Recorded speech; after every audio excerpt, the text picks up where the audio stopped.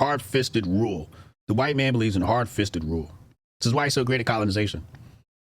Because he don't give a fuck about you.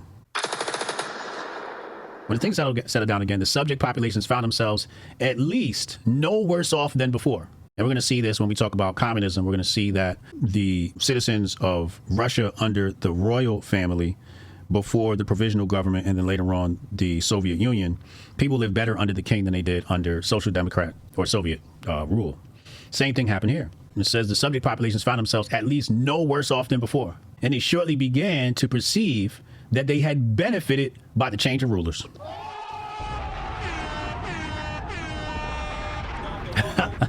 They were happy.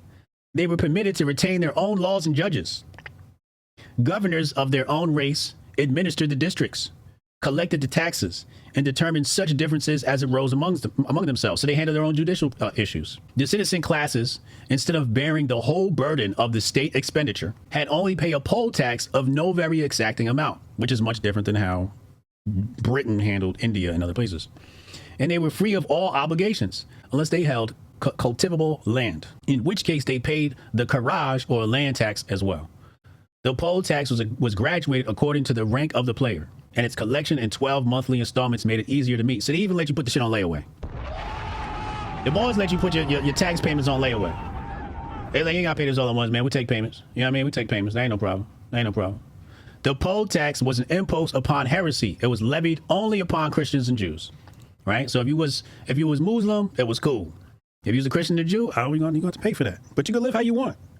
The poll tax, according to the productiveness of the soil, was assessed equally on Christians, Jews, and Muslims. So if you had land and you were farming, your tax wasn't worse than the Muslims. It was equal to. Okay? You only paid a separate poll tax. So you got the land tax and you got a poll tax, but you only paid, poll tax for, the fact that you don't believe in Muhammad. As a rule, the old proprietors and cities preserved their property as before the conquest. The lands of the church, indeed, and of those landowners who had fled to the mountains of the north were confiscated, but even then their serfs were left upon them as cultivators, and were only required to pay a certain proportion varying from 1/3 to 4/5 of the produce to their new Muslim lords. Sounds like Christianity is the least tolerant Abrahamic religion.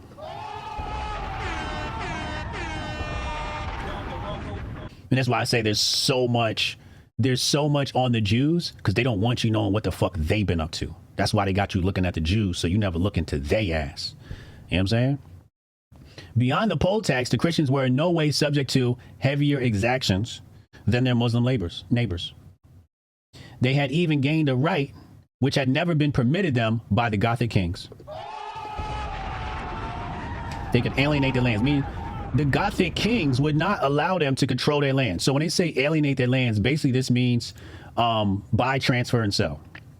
Buy, transfer, and sell. The Gothic king said, no, you want to move some land and sell it to somebody else? You got to come holler at me. Instead of persecuting them and forcing upon them a compulsory conversion, as the Goths had upon the Jews,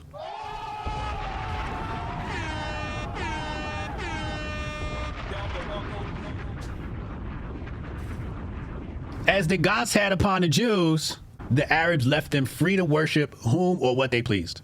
Free to worship. But the Goths, they like to talk about how bad the Jews are. Meanwhile, look at how the Goths did the Jews. No, you can't be Jewish, convert to our religion. No, you can't be Jewish, convert to our religion. No, you can't be Jewish, convert to our religion. Hard-fisted rule.